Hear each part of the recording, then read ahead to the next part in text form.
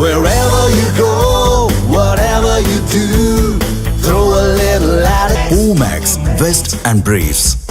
மதுரையில் உள்ள தமிழ்நாடு தொழில் வர்த்தக மையத்தில் நடைபெறும் கலந்துரையாடல் நிகழ்வில் பங்கேற்று மத்திய அமைச்சர் பியூஷ் கோயல் பேசி வருகிறார். அதன் நேரடி காட்சிகளை நாம் பார்க்கலாம்.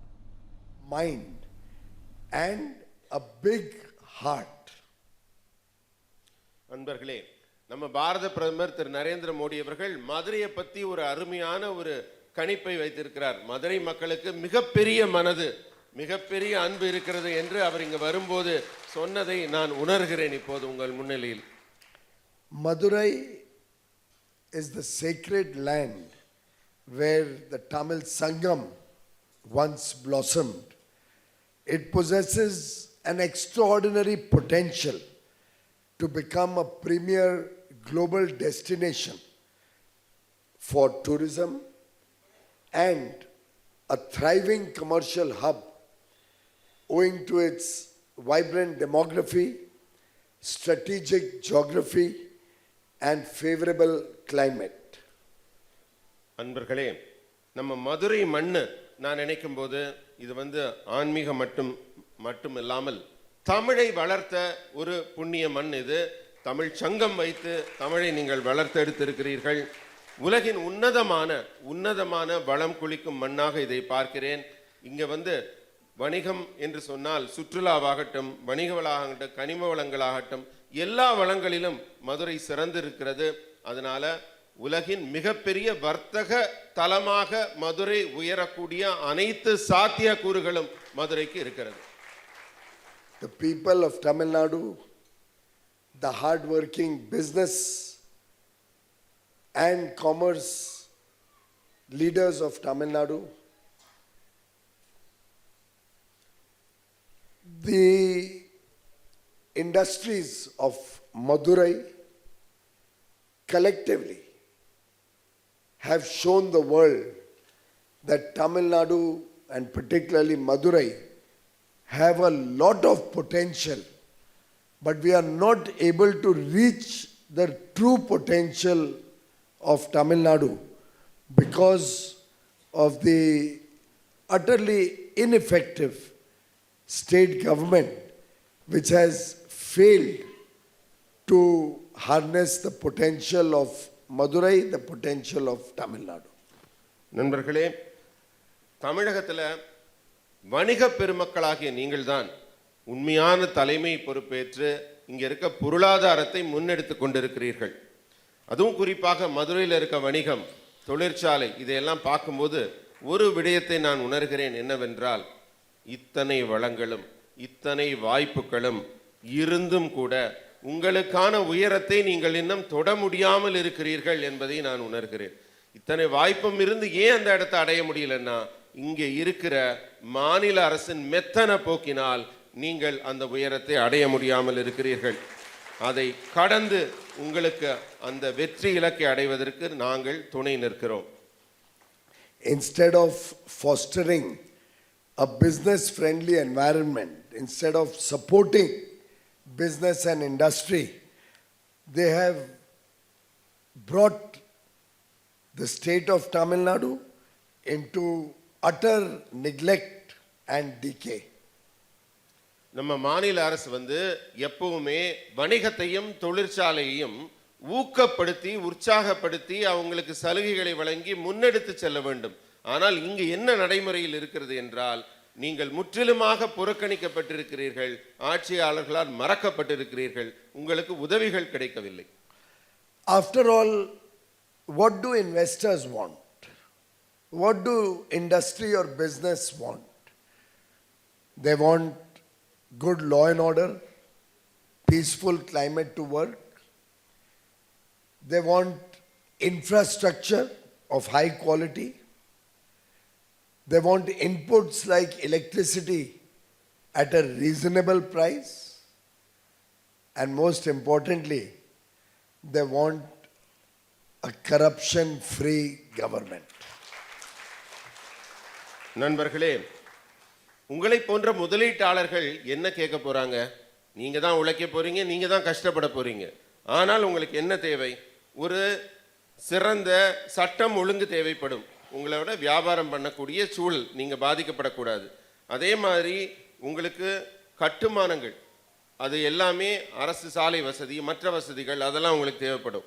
இன்புட் உள்ளீடுகள், அதாவது மின்சாரம் கிடைக்கணும், குடிநீர் கிடைக்கணும், அதற்கான நிலங்கள் கிடைக்கணும், அதற்கான வாய்ப்புகள் எல்லாம் உங்களுக்கு கிடைக்கணும். எல்லாத்துக்கும் மேலே கரப்ஷன் இல்லாத ஒரு மாநில அரசாங்கம் உங்களுக்கு துணை நிற்கணும். I ask you, my dear brothers and sisters of Madurai, on any of those 4 parameters, has the state government lived up to your expectations? அன்பர்களே, நீங்க எனக்கு ஒரு பதில் சொல்லுங்க. நான் இப்போ ஒரு 4 விடயங்கள் சொன்னேன். ஒரு மாநில அரசு செய்ய வேண்டும்: சட்டம் ஒழுங்கு, உள்கட்டமைப்பு, அதே மாதிரி இன்புட், நீர், மின்சாரம், கரப்ஷன் இல்லாத கவர்மெண்ட். இது எதுலையாவது இந்த மாநில அரசு உங்களுக்கு துணை இருக்குதா? நீங்க சொல்லுங்க எனக்கு பதில். No. Look at the law and order situation. Crime against women has increased, crime against children has increased. In every respect, there's a rowdy atmosphere, particularly because of the drug menace. நண்பர்களே, சட்டம் ஒழுங்கு என்று எடுத்துக்கொண்டால் பெண்களுக்கு எதிரான குற்றங்கள், குழந்தைக்கு எதிரான குற்றங்கள் மிகவும் அதிகரித்து கொண்டிருக்கிறது. இதுவும் இல்லாம எல்லாருமே தடி எடுத்தவெல்லாம் தண்டால்காரன், ரவுடிகள் ராஜ்யம் இங்கே நடந்து கொண்டிருக்கிறது. இது வியாபாரிகளுக்கும் வணிக பெருமக்களுக்கும் மிகப்பெரிய பாதிப்பை ஏற்படுத்துகிறது. I am also a parent of 2 children, like many of you. It hurts to see the youth of India, if they get into the bad habit of drugs. And I am finding wherever I go in Tamil Nadu, people are disturbed that our future is held hostage to the drug menace. இந்த ட்ரக்ஸுங்கிற அந்த பழக்கத்தினால தமிழகத்தில் இத்தனை சட்டம் ஒழுங்கு பிரச்சனை வருது. எனக்கும் 2 பிள்ளைகள் இருக்கிறார்கள். ஒரு தந்தையாக நான் பார்க்கிறேன், இந்த பிள்ளைகளுக்கெல்லாம் இந்த மாதிரியான ட்ரக்ஸ் பழக்கத்தை ஏற்படுத்தி சட்டம் ஒழுங்கு இந்த மாதிரியான ஒரு தொல்லைகளை இந்த அரசு கண்டிக்காமல் வளர்த்தெடுத்து கொண்டிருக்கிறது என்பதை மிகவும் வருத்தத்தோடு பதிவு செய்கிறேன். Tamil Nadu has such beautiful places, such beautiful temples, such beautiful beaches. How much tourism can come to Tamil Nadu? Just imagine how much tourism we can attract to Madurai.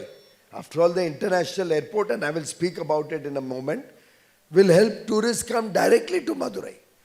But this is not possible unless the law and order situation improves. சட்டம் ஒழுங்கு ரொம்ப முக்கியமானதுங்க. தமிழ்நாடு எத்தனை அழகான பூமி. மதுரை எடுத்துக்கொண்டால் கோவில் இருக்கு, மற்றபடி எத்தனையோ அது அட்ராக்ஷன்ஸ் இருக்கு. சுற்றுலாவை நம்மால மேம்படுத்த முடியும். ஆனால் இந்த வளர்ச்சி எல்லாம் எப்ப கிடைக்கும் என்றால் சட்டம் ஒழுங்கு பாதிக்கப்பட்டிருந்தால் எப்படி ஒரு வளர்ச்சி நம் நாட்டுக்கு கிடைக்கும்? And friends, tourism has the potential to create lakhs and lakhs of jobs. It has the potential to increase business opportunities and increase the income of our young brothers and sisters of Tamil Nadu. Tourism மிக முக்கியமான துறை. நான் கொஞ்சம் முன்னாடி குறிப்பிட்டேன். அதில் உங்க மதுரைக்கு நீங்க ஏர்போர்ட் பத்தி சொன்னீங்க. அது கண்டிப்பாக நான் கவனித்து அதற்கான ஏற்பாடுகள் ஏற்பாடு செய்ய போகிறோம். அது மட்டும் இல்லாமல் லட்சக்கணக்கான பேருக்கு வேலை வாய்ப்பு தரக்கூடிய இந்த டூரிசத்தை மதுரையில் நம்ம மீட்டெடுக்க வேண்டும். Another important aspect that businesses are looking for is quality infrastructure. We all know Prime Minister Narendra Modi has focused through the last 12 years to increase and improve our infrastructure all over India. நண்பர்களே, நம்ம பாரத பிரதமர் நரேந்திர மோடி அவர்கள் கடந்த 12 ஆண்டுகளாக துறை ரீதியாக திட்டமிட்டு ஒவ்வொரு துறையிலும் இந்தியா வளர்ச்சி பாதையை நோக்கி முன்னேற வேண்டும் என்று ஒவ்வொரு துறையாக வளர்த்தெடுத்திருக்கிறார். Investment in infrastructure has increased nearly 500%. நீங்க தொழில் முதலீடுன்னு எடுத்துக்கிட்டீங்கன்னா 500% முன்னர் இருந்த ஆட்சியை விட நம்ம அதிகம் செய்கிறோம்.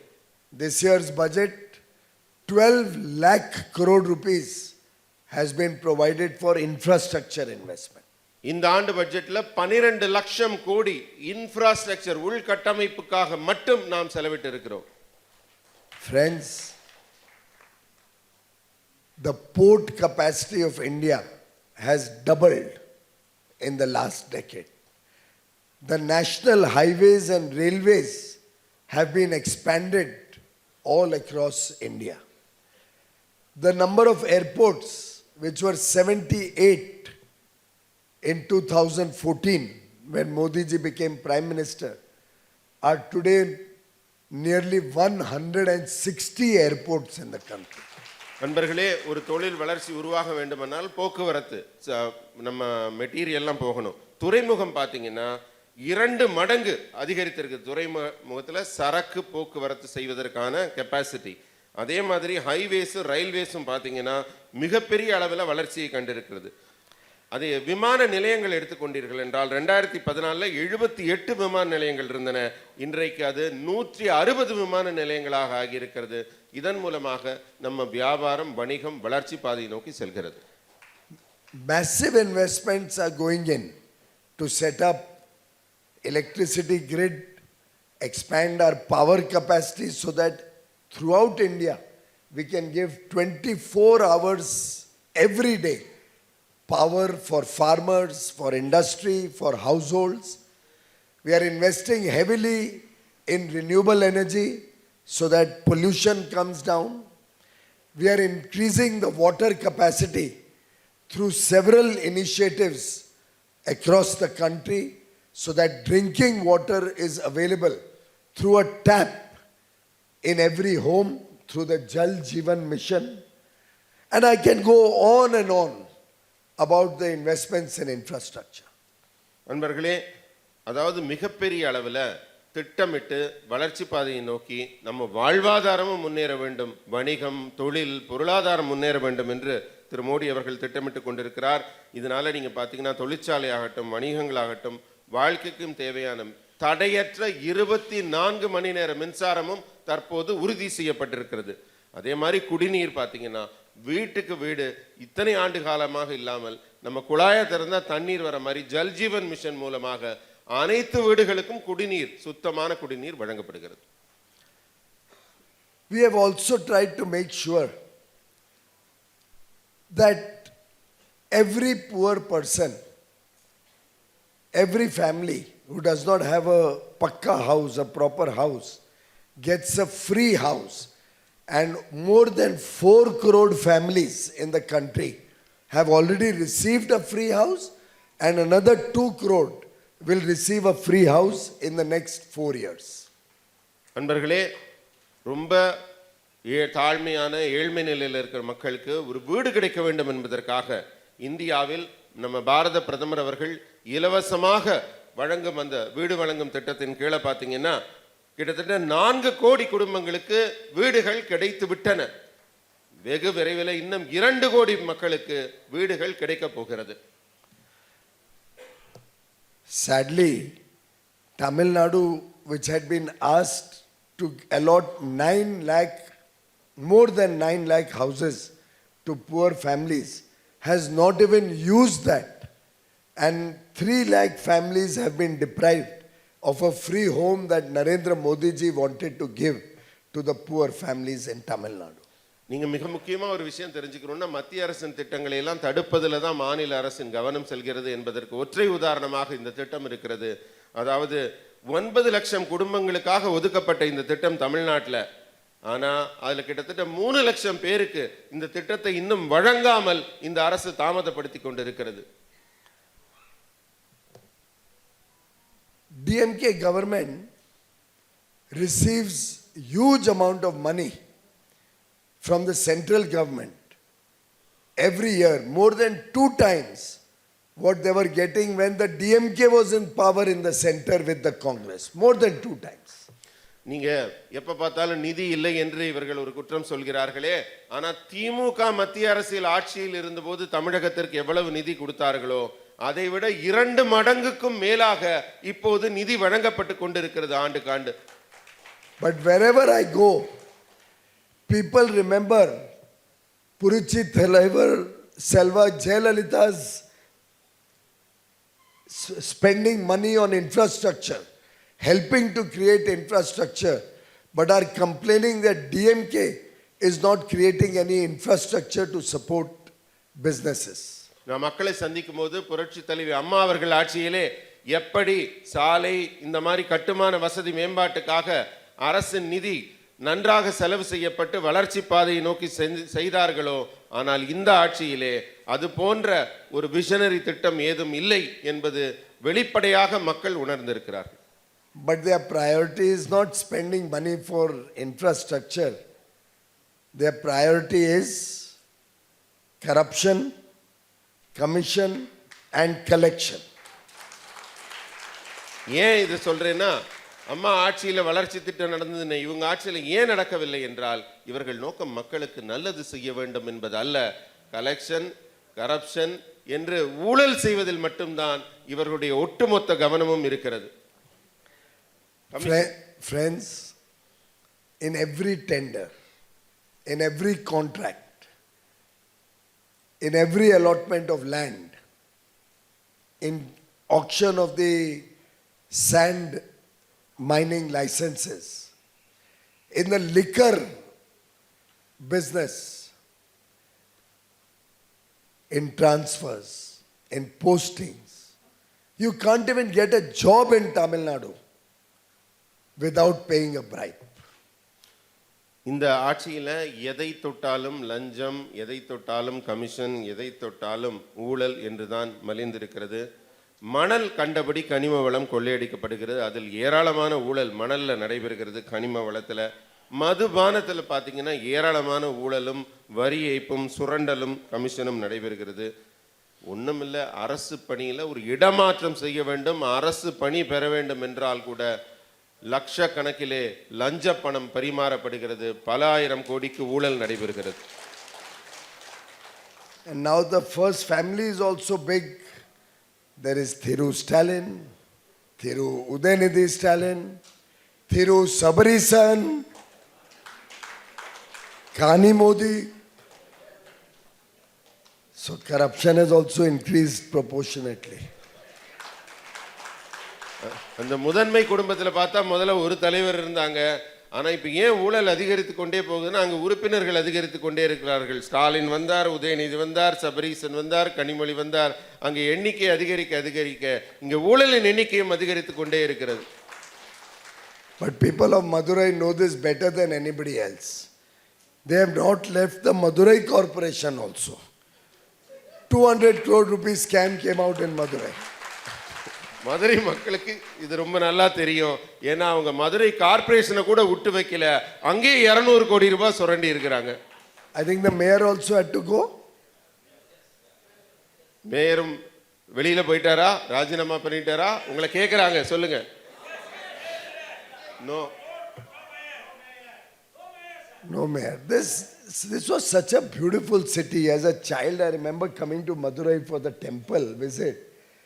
From where to where we have brought such a beautiful city, unfortunately. ஒரு கார்பரேஷனை கூட ஒழுங்கா நடத்த முடியாம மிக அழகான, நான் சின்ன பிள்ளையிலேருந்து இந்த ஊருக்கு வந்திருக்கிறேன், கோவிலும் மற்றதும் இயற்கை வளம் மிக்க இந்த இதை ஒரு குப்பைக்கான ஒரு இடமாக மாற்றி இருக்கிறது தான் இந்த ஆட்சியின் சாதனையாக இருக்கிறதை என்பதை வருத்தத்துடன் தெரிவிக்கிறேன். I am told electricity prices also in the state have increased dramatically. Well, if you do corruption in coal procurement, if you do corruption in contracts for transformers and equipment, then obviously you have to increase the consumers' prices. மின்சார கட்டணம் கூட தொழிலுக்கும் வீடுகளுக்கும் கடுமையாக அதிகரிக்கிறது என்று நான் அறிந்திருக்கிறேன். ஏன் இருக்காது? ஏன்னு கேட்டால் இவங்க வாங்குறாங்க இல்லையா கறி, நிலக்கரி, அதில் ஊழல், மின்சார சாதனங்கள் வாங்குறதுல ஊழல், அந்த சாதனங்களும் தரம் குறைந்திருக்கிறதுல ஊழல். அப்போ அத்தனை காஸ்ட்டையும் மக்களாகிய உங்க தலைமையில தானே சுமத்த வேண்டியிருக்கு அவங்க அடிக்கிற கொள்ளை படத்தை. Thiru Stalin promised 12 lakh crore rupees investment in Tamil Nadu. You remember MOUs were signed, 12 lakh crores. Have you seen any investments in Madurai? Has any industry come? பாத்தீங்களா? 12 லட்சம் கோடி தமிழ்நாட்டில் முதலீடுங்கிறார். உங்களுக்கு வணிக மக்களுக்கெல்லாம் தான் தெளிவா தெரியும். பாத்தீங்களா? பதில் சொல்லுங்க. And now what does he do? He has to divert attention of the people, otherwise you will ask questions. So he says, center doesn't give me anything. Center is against Tamil Nadu. Modi does not care for Tamil Nadu. He tries to bring a fake narrative. மக்கள் யாரும் தன் விரல் நீட்டி கேள்வி கேட்டுவிடக் கூடாது என்பதற்காக எதை எடுத்தாலும் மத்திய அரசை நோக்கி கை நீட்டி ஒரு கம்ப்ளைண்ட் பண்ற மாதிரி ஒரு ஃபேக் நேரட்டிவ், பொய்யான ஒரு குற்றச்சாட்டை பரப்பி கொண்டிருக்கிறார். My friends, tell me, if center did not want to support Tamil Nadu, I was the textile minister when we launched PM Mitra, Mega Integrated Textile Park, which Honorable President spoke about. I was the textile minister. We asked all the states to make an application. Fortunately for a change, Tamil Nadu made a proper application and gave 1,000 acres. First PM Mitra Park I allotted to Tamil Nadu. நண்பர்களே, நான் ஜவுளித்துறை அமைச்சராக இருந்தபோது India முழுக்க இந்த textile park, PM Mitra textile park அமைக்கணும்னு ஒரு திட்டம் போட்டோம். அப்போ எல்லா இடத்துலேருந்தும் அப்ளிகேஷன் கேட்டிருந்தோம். நல்ல வேளை இந்த முறை குறை இல்லாமல் உருப்படியாக ஒரு அப்ளிகேஷன் கொடுத்துருந்தாங்க. அதனால முதல் டெக்ஸ்டைல் பார்க் உங்களுக்கு தான் வழங்கப்பட்டது, மதுரைக்கு தான். Virudnagar. Virudnagar. In Virudnagar. Now tell me, out of 7, if Professor Srinivasan or Sundar C come and ask me for another industrial estate, I can do it over here. But paperwork has to be done, or you can give it without paperwork. மக்களே, இப்போ இங்கே அமைய போகிற தேர்தலில் வெற்றி பெறக்கூடிய நம்ம professor Srinivasan அவர்களாகட்டும், Sundar C ஆகட்டும், கண்டிப்பாக வெற்றி பெற்று இனிமேல் வருவாங்க என்கிட்ட. இது மாதிரி இண்டஸ்ட்ரியல் எஸ்டேட் வேணும்னு கேட்பாங்க. கண்டிப்பாக நான் கொடுப்பேன். ஆனால் அதுக்கு ஒரு அப்ளிகேஷன் கொடுக்கணும்ல, அதை முறையாக ஃபில்அப் பண்ணணும்ல. பண்ணணுமா வேண்டாமா? Here is the letter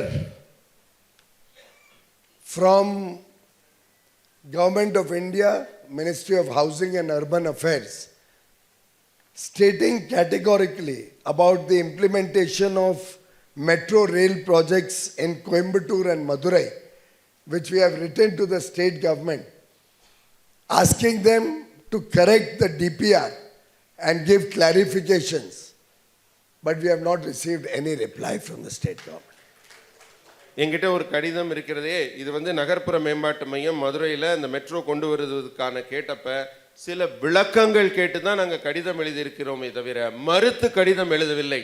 ஆனால் பொய்யான ஒரு தகவலை பரப்புகிறார்கள், மறுத்து விட்டோம் என்று. இந்த டிஐபிஆர் அவங்க கொடுக்குற அந்த டீட்டெயில்டு இன்ஃபர்மேஷன் ஆன் ப்ராஜெக்ட், அந்த முழு தகவலையும் இன்னும் கொஞ்சம் துல்லியமாக தாங்கன்னு விளக்கம் கேட்டதை மறுத்தது போல ஒரு. வணக்கம் பிரகாஷ். மதுரையில் தொழில்துறை வல்லுநர்களுடன் கலந்துரையாடல் நிகழ்ச்சி என்பது மதுரையில் நடைபெற்று வருகின்றது.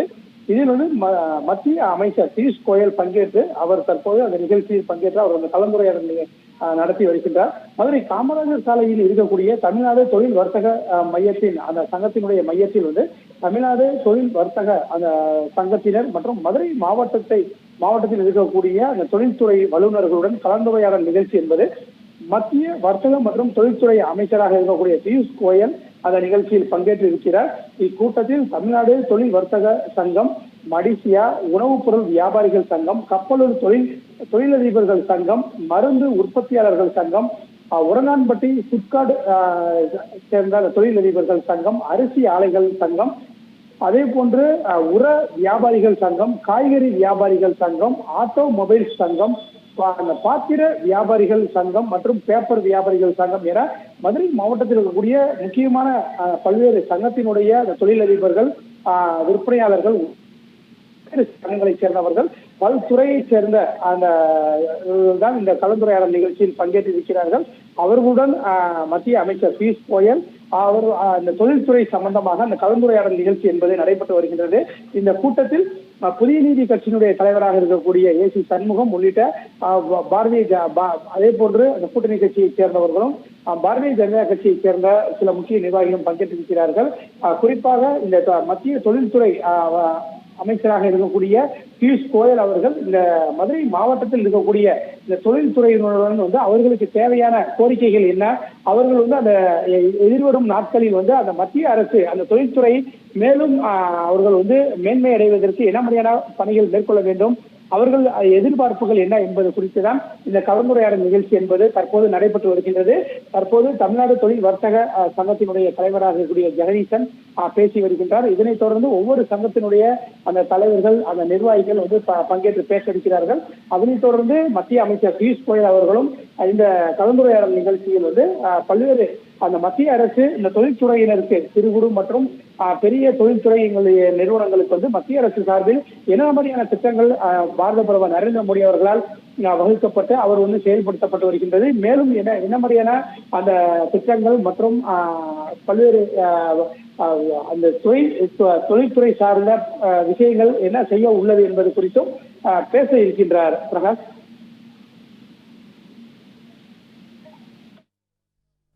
விவரங்களை வழங்கியமைக்கு நன்றி நாகேந்திரன்.